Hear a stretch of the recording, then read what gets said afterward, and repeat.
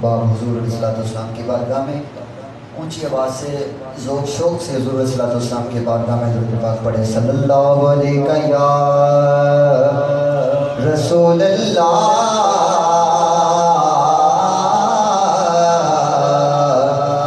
वसल्लम अलैका या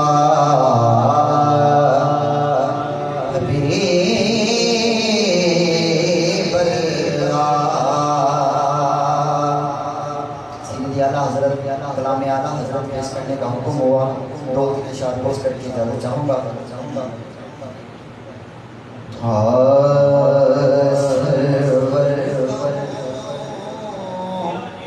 के मालिको मौला तुझे ऊंची बात से जरा सुभान अल्लाह फरमा दें। सरवर कहों के मालिको